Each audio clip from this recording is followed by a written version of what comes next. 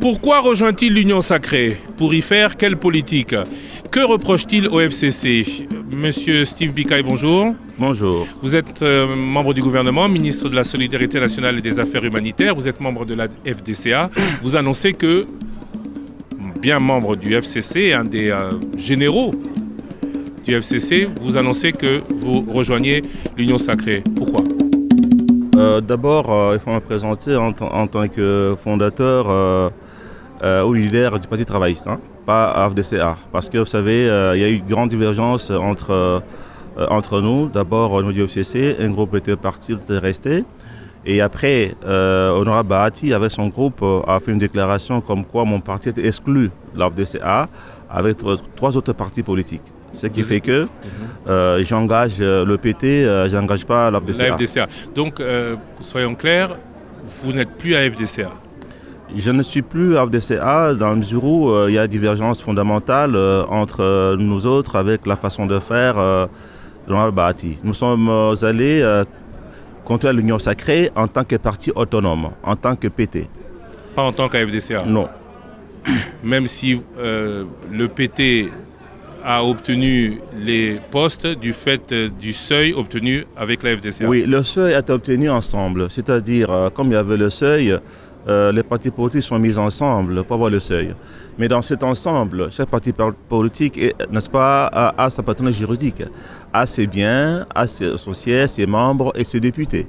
Et dans le groupe, le PT a ses députés. Et comme il y a divergence entre nous, on ne peut pas marcher ensemble. À moins qu'un jour, on arrive à se mettre d'accord. Avoir le comportement de notre ami Bahati, c'est compliqué. Oui, mais la question c'est, vous êtes élu à FDCA. Vous êtes de ce regroupement politique. Si aujourd'hui vous dites que vous n'en êtes plus, c'est parce que vous avez démissionné ou vous avez accepté le fait d'être démissionné par Modeste Bahati.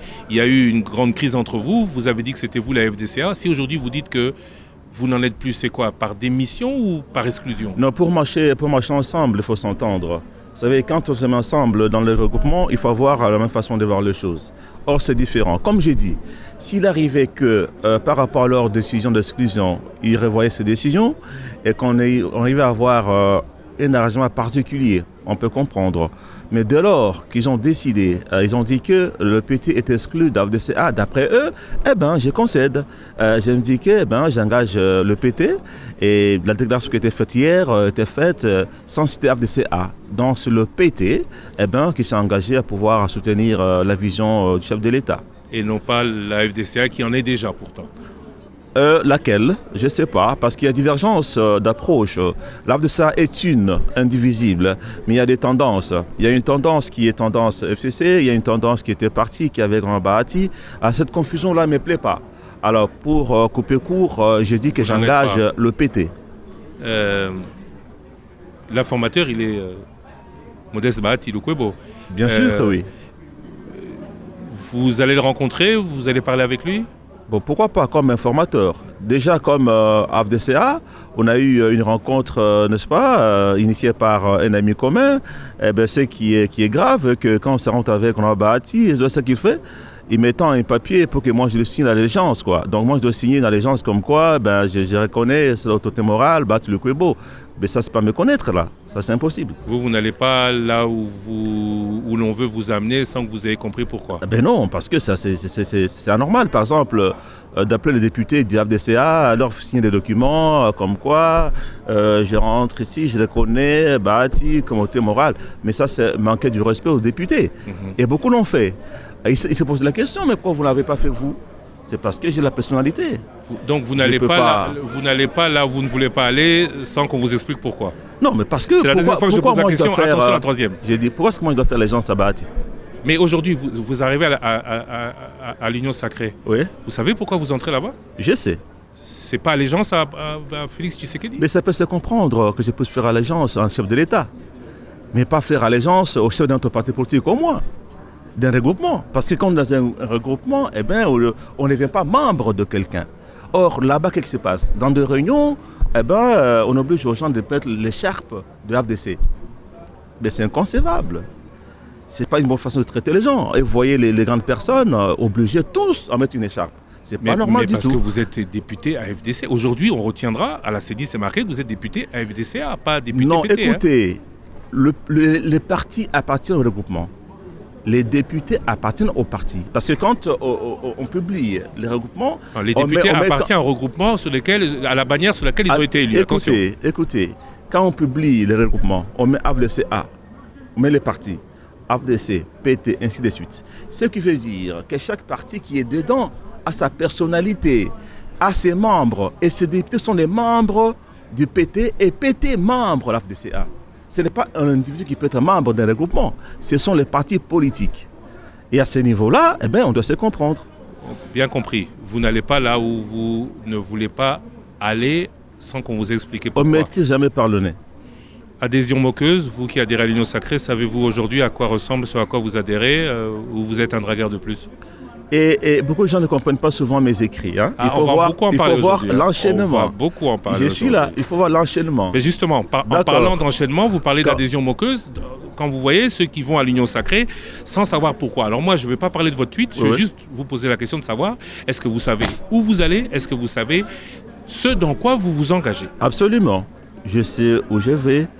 Le parti sait à quoi il s'engage. À quoi? À quoi il s'engage. À quoi? Nous avons suivi l'explication du chef de l'État. D'abord, quand vous faisait la déclaration, on ne dit pas qu'on a adhéré à l'Union Sacrée. On dit qu'on va y aller pour concrétiser. C'est la nuance. Hein? On adhère à quoi? Les gens disent j'ai adhéré à l'Union Sacrée. Mais l'Union Sacrée, comment? C'est une idée, comme dit, c'est un enfant dans le ventre, sa mère. C'est une idée. Nous venons pour concrétiser l'idée ensemble. Quand nous aurons mis ensemble sur pied une charte, les principes, et qu'on aura signé, c'est une adhésion. Et pour le moment, on soutient cette vision du chef de l'État qui va nous conduire à concrétiser cette union sacrée. Et c'est ce que ça veut dire. Donc vous allez à la création de cette union sacrée. Absolument. Nous voulons être cofondateurs en pratique de l'union sacrée, au fait.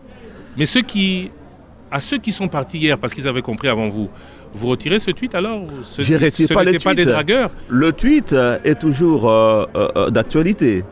Parce que, et je m'adressais à qui? Je m'adressais à nos collègues du FCC qui partaient sans avoir dit mot. Sans avoir dit mot, un matin, on s'est réveillé comme ça, on déclare qu'on est union sacrée. Mais moi, j'ai mené un combat à l'interne. Et j'ai des preuves. Je voulais qu'on sauve le meuble ensemble, qu'on sauve le FCC ensemble. J'ai dit aux camarades du FCC qu'il était logique. La tempête était très forte. Soit on se comporte comme les baobabs ou comme des roseaux. Oui, mais et j'ai choisi qu'on soit des roseaux. Vous avez choisi d'être le roseau qui ne veut pas rester au bord de l'eau, qui veut sortir de l'eau et partir dans un environnement tout à fait différent, voire hostile. Oui, les roseaux, quand le vent souffle, ils se plient mais ne tombent pas. Ils se plient, ils ne tombent pas. Les baobabs résistent, quand ils tombent, ils ne se relèvent pas. Je leur ai dit, comme la tempête est forte, on peut se pencher comme ça. Allons négocier avec le Conseil de l'État, n'est-ce pas, pour qu'ensemble, on mette en place cette union sacrée. Parce que le secrétaire avait tendu la main à tout le monde. Il a dit, alors quand nous partirons là-dedans, nos gens qui sont partis avant nous, on va les récupérer. Donc et le reste, on verra après. Donc vous légitimez le coup d'État? Un coup d'État, comment? Mais vous avez parlé de coup d'État dans ce que le président faisait pour reprendre le contrôle du Parlement. Le coup d'État. Vous légitimez le coup d'État? Oui, je suis encore dans vos tweets. Hein. Lisez un peu mon tweet. Oui, mais bon, j'ai pas le tweet en complet ici, mais vous parlez de légitimer le coup d'État. Le président semble aller au-delà de son pouvoir pour appliquer... vous n'avez pas parlé de violation de constitution, mais on peut le comprendre ainsi, pour notamment renverser cette majorité. Je rappelle que le FCC dit jusqu'à aujourd'hui que la majorité reste majorité jusqu'à la fin de la magistrature. En fait, je n'appuie pas le renversement de majorité pendant le mandat. Moi, je ne me contredis pas. Mais c'est une situation inédite. Qu'il y a une majorité à l'Assemblée nationale, pendant le mandat, la majorité arrivée à changer. Je n'appuie pas cela. Mais c'est arrivé. C'est la politique. Je disais à mes collègues du FCC, qu'on n'est pas dans le juridisme. Tout le temps quand on s'est réunis, on a violé ça. Non, c'est la politique. Il faut l'action politique pour résister. C'est ça le problème. Oui, d'accord, c'est la politique, mais vous étiez très dans le juridisme quand vous parlez de coup d'État. Qui? Vous, dans Moi? votre tweet, oui. Quand vous Parlez-moi parlez un peu de coup d'État. Pardon? Parlez-moi un peu de ce titre-là. Ah, vous parlez de coup d'État. Oui, quand vous allez-y. parlez de coup d'État, vous étiez très dans le juridique. Malheureusement, je les ai peut-être pas disponibles tous sur le moment. Mais alors, écoutez, ce qui est passé, le ce qui FCC s'est continue passé avec de dire aujourd'hui que ce qui se passe n'est pas normal. Vous, aujourd'hui, vous prenez acte. ce qui s'est passé avec Birama Mabunda, c'est un coup d'État. Je le dis encore. Je l'affirme. Le fait que les gens soient partis à l'Assemblée nationale, renverser tout, casser tout, ainsi de suite, empêcher qu'on puisse débattre cette motion en plénière, c'est un coup d'État. Vous savez, quand on fait un coup d'État, après le droit vient légitimer un coup d'État, c'est comme ça. Coup d'État, renversement du pouvoir par une personne investie d'une autorité de façon illégale et souvent brutale. Absolument, c'était brutal. C'était brutal. Donc vous contestez le bureau d'âge, vous contestez le secrétaire général de l'Assemblée nationale qui convoque la plénière. Vous voulez revenir sur le départ de Janine Mabunda. C'est un fait accompli. Ce que je veux dire, c'est politique. On est devant un fait accompli. Quand on n'y peut rien, on fait quoi? On s'accommode. Je me suis accommodé. Ou alors, il fallait une force pour renverser encore. Le bureau était mis en place.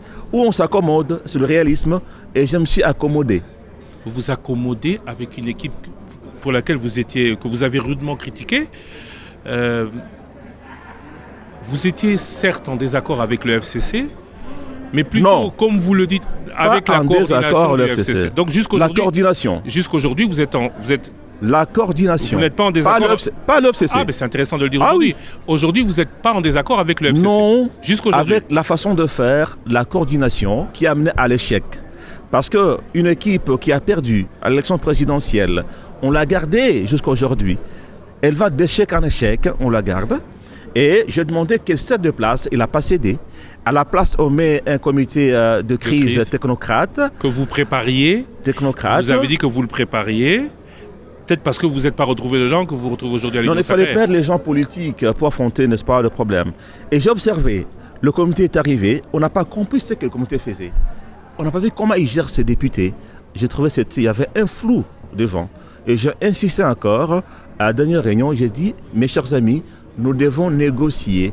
Négocier, pourquoi? Parce qu'il faut une autre coalition. C'est qu'a fait le chef de l'État, c'est-à-dire, il a voulu mettre fin à la coalition FCC, mais il fait une coalition élargie à d'autres forces politiques. Y compris au FCC. FCC devait être dedans aussi, en principe. Et c'est au FCC qu'on vous dit non? FCC, quand la coordination, on est resté sans réponse. Parce que ça fait un mois. Vous ne parlez que de la coordination. Oui. Le FCC a une autorité morale. Autorité morale. Que dit l'autorité morale? Non, écoutez, on dit bien autorité morale. Autorité morale. Oui. Lui intervient quand? Elle intervient quand l'autorité morale? C'est quand on travaille. Parce qu'ailleurs, on pense que Kabila impose. C'est faux, il n'impose pas. On fait parfois des débats au niveau de la conférence des présidents. Mais avant de pouvoir publier nos positions, on lui envoie, il amende aussi, comme tout le monde. Vous comprenez? Donc il y a une coordination à qui on faisait confiance, c'est qu'on a nous amené à la dérive. Elle a créé tellement de conflits avec le chef de l'État, que le chef de l'État s'est retrouvé frustré, il a décidé. Je prends un exemple. Le fait de faire inviter les ministres en fonction, les députés, les sénateurs, un jour ouvrable, dans un lieu privé, pour parler avec l'ancien chef de l'État, c'est frustrant pour celui qui est en place. Et ce n'est pas concevable. Lui, en principe, il devait jouer un rôle de l'ombre. Mais vous étiez quand même parti à la rencontre privée. Je suis dans un groupe. Je dois obéir à la discipline du groupe. Oui, mais attention, quand on a demandé notamment au ministre qui s'est retrouvé à la prestation de serment des juges constitutionnels, il s'est assumé en tant qu'homme d'État. Vous assumez le fait que vous n'avez pas été un homme d'État en allant à cette rencontre privée plutôt que d'aller à la rencontre avec le président. Un homme d'État ne veut pas dire aller à l'encontre de ce que la majorité a décidé. Quand on est dans un groupe et que la majorité prend une position, on peut la suivre. Mais souvent, je disais toujours à mes collègues que ce que nous faisons allait amener à la rupture. Notamment, le fait d'avoir refusé de renégocier l'accord. Le vrai problème, c'était le 2023, à mon avis. Et j'avais proposé qu'on négocie encore cet accord pour modifier. C'est inconcevable de demander à un chef de l'État en fonction que tu fais seulement un mandat et tu pars. Même en Europe, tu as toujours vu, c'est lui qui est en place pour le parti politique, c'est lui qui est candidat d'office. Mais ce n'était pas possible, c'était irréaliste. À mon avis, il fallait négocier et laisser au président de la République le temps d'être un candidat en 2023. Si on l'avait fait, je pense que ça irait. C'est l'une des raisons. D'après vous, c'est le gros problème, c'est une des grosses raisons ou c'est une... Oui, parce que le président n'en parle pas. Le président parce que le camp du chef avait demandé de renégocier l'accord et FCC a dit niet. Ça, c'est l'une des raisons. L'autre raison, c'est quoi? Les déclarations qui étaient faites étaient dans la nature vraiment à frustrer le président de la République. Même si le chef d'État a commis une erreur, le mieux c'est quoi? C'est de saisir la Cour constitutionnelle. Mais quand on fait déclaration, n'est-ce pas, à haute voix, eh bien, il se sent frustré et c'est pas bon. Je ne dis pas que le chef avait raison. Même quand il n'a pas raison, il y a une façon de faire. Donc, je n'ai rien contre le FCC, mais je suis contre la façon dont cette coordination singleton a conduit les affaires qui ont amené à un échec cuisant et qui a été incapable de proposer des stratégies qui nous permettraient de refaire, n'est-ce pas, de reprendre notre position. Et plutôt que d'être le roseau au sein du FCC, vous avez préféré abandonner le bateau. Je ne voulais pas abandonner le bateau. J'ai demandé que nous tous, et j'ai des preuves, que nous partions répondre à l'appel du chef de l'État comme FCC. L'unique différence serait de reconnaître comme autorité morale de cette union sacrée. C'est la différence, parce qu'on avait deux autorités morales. C'est pas facile d'avoir deux chefs dans un même système comme ça. C'est l'une des raisons. D'un côté, on a une coalition, mais on a deux chefs. Alors moi j'ai pensé qu'on pouvait aller vers l'union sacrée, laisser au chef de l'État le rôle d'autorité morale, n'est-ce pas, de cette famille politique, et jouer dedans. Mais ce qui a été fait, à mon avis, a joué contre le FCC. Aujourd'hui, vous allez à l'Union sacrée en tant que FCC. Vous avez dit que vous n'êtes pas en désaccord avec eux. Vous allez être le cheval de droit du FCC. Je suis parti en tant que PT, Parti travailliste. Parti travailliste, toujours FCC. Et le fait, toujours FCC. Dès que non, écoute, dès que j'adhère à l'Union sacrée, on ne peut pas être membre de deux structures différentes. Ça veut dire qu'ipso facto, c'est une démission du FCC. Aujourd'hui, l'Union sacrée n'existe pas encore. Vous dites que vous allez à la construction de l'Union sacrée. Il se peut que ce qui se passe ne vous plaise pas.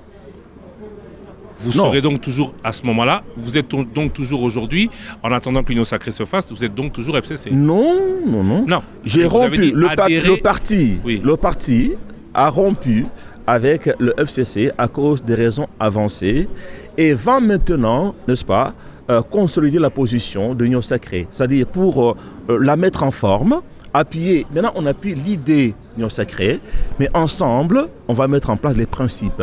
Et comme je vais participer, n'est-ce pas, à cette mise en forme de l'Union sacrée, je vais accepter les principes qu'on va mettre ensemble sur pied. Y compris, sachant que, étant donné que le PT n'a que 2-3 élus, vous n'allez pas pouvoir peser autant que la dizaine d'autres regroupements ou partis qui auront plus de voix au chapitre que vous. Mais le PT a 1% de sièges à l'Assemblée, c'est beaucoup.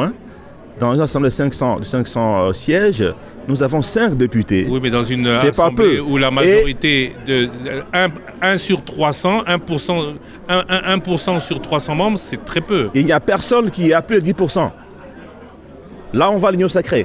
Il n'y a aucun parti qui a plus de 10%. Il y a des regroupements ou des alliances qui en ont plus. Non. Moïse Katumbi dit qu'il en a plus. Lequel? Modeste Bahati. Non, lequel? Dites-moi. Moïse Katumbi, c'est l'Ensemble pour la République, c'est le MS G7. C'est quand même plus que 2 ou 3 Ensemble députés. A été créé après, il y a peine, il y a quelques temps. Ils se reconnaissent de lui aujourd'hui. Ils se reconnaissent. Mais ce ne sont pas les députés d'un parti politique. Ils se reconnaissent en lui, ils sont élus sur 2 listes différentes. Aujourd'hui dans la discussion, Aujourd'hui dans la discussion, oui. Que ce soit Bahati, que ce soit Félix Tshisekedi, que ce soit Vital Kamerhe, que ce soit Jean-Pierre Bemba, auront plus de poids que le PT, que ce soit même les anciens FCC qui, notamment la DRP et autres, qui ont adhéré avant vous, ceux que vous qualifiez de petits mots, avant de rejoindre vous-même l'Union Sacrée. Pensez-vous peser autant aujourd'hui dans l'Union Sacrée que vous ne pesiez hier dans un FCC que vous avez lâché parce que peu entendu? Non, je vais peser ce que vaut le parti travailliste. Je disais, quand je prends l'exemple du parti de l'honorable Bahati, mais il a moins de 30 députés. Mais aujourd'hui, il clame tout qu'il y a 41 députés. Il me compte même moi, et qu'on est un coulou. Ah, il y a les alliés qui ont environ 10 sur 11 députés, sur 41. Quand on soustrait, il reste environ 29. Quand on a les 13 députés qui sont restés au FCC, donc il y aura 15 ou 14 députés. Donc il n'y a personne aujourd'hui qui peut se targuer, n'est-ce pas, d'être très, très puissant à l'Assemblée nationale. Et moi je pense que les 5 députés du PT, c'est quelque chose. Alors nous serons traités en fonction de ce que nous valons. Si l'autre a 9%, on a 1%, eh bien c'est quelque chose. Aujourd'hui, vous pensez pouvoir peser plus sur l'Union Sacrée que vous rejoigniez en dernière heure, que sur le FCC, que... On a rejoint comment? Parce qu'on l'a créé encore. Oui, mais... Nous en serons cofondateurs, en fait. On sera cofondateur de l'Union Sacrée. Parce que, formellement, l'Union Sacrée n'est pas encore créée. Donc, nous serons cofondateurs. J'ai dit très bien, au FCC, j'avais une place de choix. J'étais membre de la conférence des présidents. OK? J'étais parmi les gens venant qui pesaient l'Union Sacrée. Mais on allait vers la dérive. J'ai voulu qu'on sauve, n'est-ce pas, le bateau. Mais ceux qui étaient, n'est-ce pas, au gouvernail n'ont pas compris comme ça. Ah, j'ai préféré alors, en ce moment-là, ne pas créer des désordres dedans et partir. Mais comme je dis encore, vous ne me verrez jamais en train de critiquer le FCC, ni Kabila, ni l'attaquer. Je ne suis pas comme ça, moi. Oui, mais Joseph Kabila et vous, aujourd'hui, c'est comment? Non, Joseph Kabila, c'est un ancien chef de l'État. Et puis, le FCC que vous n'avez pas réussi à voir changer, la responsabilité de Joseph Kabila dedans, vous l'établissez comment? Elle est à quel niveau? Dans quel sens? Parce que vous parlez beaucoup de coordination, mais vous ne parlez pas de Joseph Kabila. Non, mais je ne pense pas que lui ait assez de responsabilité dans ce qui est arrivé. Hein. Il n'a pas de Parce qu'il a pas beaucoup. Il a laissé la coordination faire. C'est elle qui agissait. C'est elle. Et c'est elle qui a... La faute qui incombe au président Kabila, c'est le fait d'avoir laissé les gens qui ont échoué à l'élection présidentielle continuer à piloter la famille politique jusqu'à aujourd'hui. Et sur ce point, en tout cas, il a tort. Mais pour le reste, c'est la coordination. C'est Singleton qui a bloqué les structures depuis 2 ans, 1 an. Une seule personne. Maître Némi Mouilania. Il s'est mis seul à tout faire. Il a pu vous contrôler tous, conférence des présidents et membres, de telle manière qu'aujourd'hui, il se retrouve seul responsable du naufrage annoncé du FCC. Absolument, parce qu'il était seul, n'est-ce pas, à la direction de... C'est impensable. Plusieurs fois, il y a eu des débats sur la structure, ensuite de suite. Toujours, il s'est arrangé pour bloquer. Il a bloqué. Voilà, nous sommes aujourd'hui. Il est, en tout cas, il est responsable. Si vous avez lu même la tribune de Bongeli, oui, c'est comme ce que moi je disais, c'est la même chose. D'accord, mais votre responsabilité à vous, elle est établie à quel niveau? Vous n'avez aucune responsabilité dans ce qui s'est passé? Aucune. Parce que j'ai alerté à plusieurs reprises de l'intérieur. J'ai proposé, même à la dernière réunion, j'ai encore insisté qu'on a tout intérêt à négocier avec le camp du chef de l'État. J'ai insisté parce que je ne voyais pas d'issue. Alors, et ce qui est bizarre, c'est quoi? J'ai vu les gens qui ont fait 10 ans, 15 ans, 20 ans dans le système et qui ont tout gagné en train de sauter comme des rats dans une baraque qui est en feu sans rien proposer. Moi, j'ai eu le temps de me battre de l'intérieur, de proposer. Pendant 1 mois, je n'ai pas eu de réponse. Vous êtes, c'est vrai, un néo-FCC, enfin un néo-Kabila, on va dire, si on n'en tient que le nom de l'autorité morale du FCC. Il y a 2 ans, il y a 2-3 ans, vous n'étiez pas proche de Joseph Kabila. Pas du tout. Aujourd'hui, vous éloignez de lui. Certains parlent de trahison. Vous citiez, je vais citer encore un de vos tweets, qui a trahi, trahira. Est-ce qu'aujourd'hui on peut dire que parce que là-bas ça ne va plus, vous vous vendez au plus offrant? Non, moi je n'ai pas trahi. J'aurais trahi si un matin on s'est réveillé, on me voyait à la télévision en train de déclarer que moi je vais à l'Union Sacrée. Vous avez prévenu, je pars, retenez-moi. J'ai dit ça, même au président Kabila. Je lui ai écrit, j'ai expliqué. Parce que j'ai resté un général. Si c'était seulement moi, si je me dis Kaï, je n'aurais pas changé. Mais j'ai des troupes, j'ai des structures, des députés. Tout le monde, ça fait 5 réunions où j'étais minorisé. 5 réunions. Mais à la fin des comptes, les députés ont traversé. À la fin des comptes, les structures des provinces menacées. Alors, à quoi est-ce que je serais utile en quoi en restant seul? Vous êtes pas Donc, parti je devais partir. Vous n'êtes pas parti par conviction, mais vous êtes parti parce que vos troupes partaient sans vous. Mais écoutez, la conviction dans quoi?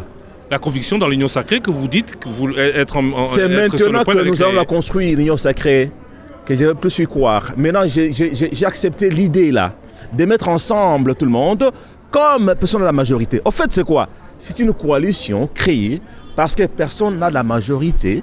Il faut se mettre ensemble pour diriger ensemble. Et c'est réaliste. Il ne faut pas être de ceux qui sont dans l'opposition. C'est réaliste. Il ne faut pas être de ceux, par conviction, on ne peut pas être de ceux qui sont dans l'opposition. Mais on peut aussi aller à l'opposition. Mais on n'a pas choisi ça par mon parti. Parce qu'après débat, c'est parce que le débat a été passé en direct sur Twitter, du bureau politique de mon parti. Et ce n'est pas Mbikaï qui a décidé. Ça, c'est le bureau politique, après avoir entendu tous les comités des provinces et même de l'étranger. Ils votent, ils ont décidé, je m'incline. Mais si j'étais seule personnalité, vous serez resté au FCC. Je pouvais continuer parce que moi j'ai des convictions à défendre. Mais écoutez, tu restes là, tu n'as plus de députés, tu n'as plus de militants, alors tu sers à quoi? Quelles sont les convictions du FCC que vous allez aller défendre à l'Union sacrée? Je ne vais pas défendre le FCC. Non, vous avez dit que vous avez des convictions au FCC. Oui, j'avais des convictions dans quel sens? Quelles sont ces convictions que vous allez aller défendre à l'Union sacrée? Parce que les convictions sont les vôtres. Oui. Elles ne changent pas en fonction Je du suis lieu. convaincu. Sinon, on est... Je suis convaincu qu'on doit être tolérant dans nos conditions actuelles où il n'y a personne qui a la majorité à l'Assemblée nationale. OK? On doit se compléter. On doit signer un pacte républicain qui fait qu'on puisse taire nos divergences, n'est-ce pas? Et que nous puissions regarder en direction. Et là-bas que je vais défendre ceci à l'Union sacrée. Les mêmes causes produisent les mêmes effets. Si, par exemple, parce que c'est une arche maintenant de Noé, Union sacrée, qui prend autant d'hommes politiques, là-dedans il y a des loups, il y a des lions, il y a des vaches, il y a des chèvres, il y a des moutons. Il y a des démons aussi. À l'approche 2023, mais on peut voir le loup qui se réveille pour manger le capitaine. En 2023, vous rejoindrez le président Joseph Kabila avec qui vous vous sentez plus proche. Mais ça n'a pas de sens. Qu'est-ce qui a dit ça? Qui a dit ça? Mais vous avez dit que vous avez parlé des convictions, vous avez des convictions au Mais FCC. convictions c'est quoi? C'est-à-dire il faut qu'on se mette ensemble, qu'on mette des côtés de divergence et qu'on laisse celui qui est là comme candidat en 2023. Si on ne le fait pas, à l'approche, c'est l'éclatement. À mon avis, ce que je vais défendre quand on va travailler en Union sacrée, c'est qu'on se met d'accord. Celui qui est sur l'état maintenant, qui sont notre candidat en 2023. C'est dans 3 ans. Ailleurs, pendant 5 ans, on sait qui sera candidat. On doit le savoir. Et ça sera clair. Sinon, je sais d'où viendra le danger. Il y a 3 côtés d'où viendra le danger. Et il faut déjà le prévoir. Alors, c'est mes convictions, c'est-à-dire, je suis convaincu que nous devons laisser l'actuel chef de l'État comme candidat à l'Union sacrée en 2023 et que les autres, quand ils auront l'autre mandat, on fera les primaires à l'Union sacrée pour avoir 5 ans avant qui sera le candidat et ainsi ça sera clair. C'est ce que vous allez aller dire à Jean-Pierre Bemba et à Moïse Katumbi qui vous ont précédé à l'Union sacrée. C'est ma conviction. Pour que ça aille. Sinon, ils vont s'entre-déchirer, s'entre-dévorer à l'approche 2023 et ce n'est pas bon. Ça sera la même chose comme avec le FCC. Avec le FCC. Parce que si le FCC avait accepté de dire, écoutez, en 2023, on peut laisser le président Fassi être notre candidat. Je pense que ça pouvait être différent. Donc, je suis convaincu qu'on doit faire une union, n'est-ce pas, dans la transparence, sans hypocrisie. Mais quand quelqu'un vient déjà avec l'idée de bouffer celui qui est là président, écoute, il vient à l'Union sacrée avec ses calculs. Tout simplement, il entre là-bas, il observe, et puis il m'a venu, il sort pour dévorer le capitaine. Là, ce sont des loups à bord de ces bateaux. Ce qui n'est pas votre cas. Qui n'est pas mon cas. Dans mon cas, je me battrai pour la stabilité, que l'actuel chef de l'État soit notre candidat à l'Union sacrée en 2023. Pourquoi? Parce que d'abord, il n'a pas eu le temps de gérer. Parce que ces 2 ans ici, c'est 2 ans de conflit. Maintenant, là, on se dirige encore. Il va rester 3 ans. Quand est-ce qu'il va gérer? Qu'on laisse le temps de gérer, n'est-ce pas, le mandat qui va venir. Et après, l'Union sacrée devra chercher qui sera encore notre candidat commun dans 5 ans qui vont venir. Et dans ces conditions, l'Union sacrée va survivre. Sinon, ça sera une union de 2 ans, 3 ans, et ça va éclater. Dans tout ce que vous dites, où est l'intérêt du peuple tant recherché, tant déclamé par tous? L'intérêt du peuple est dans la paix. Quand le reste politique s'entend et travaille dans la concorde et dans la paix, le peuple va se retrouver. Là, on n'a fait que faire des querelles. On n'a pas travaillé pour le peuple, parce qu'il y avait trop de querelles. Mais si on s'entend, ok, il y a cohésion, n'est-ce pas? On met sur pied un gouvernement d'union nationale, le peuple va se retrouver. Face à face, toutes les semaines, tous les dimanches, un invité, son actualité des 7 derniers jours, son avis, ses projets. C'est sur Top Congo FM, une demi-heure sur l'info, pendant et après la grande édition de dimanche, c'est à 13h. Je vous retrouve tous les dimanches, 13h, dans le Face à Face. Rediffusion dimanche soir et lundi, dans les grandes éditions d'information.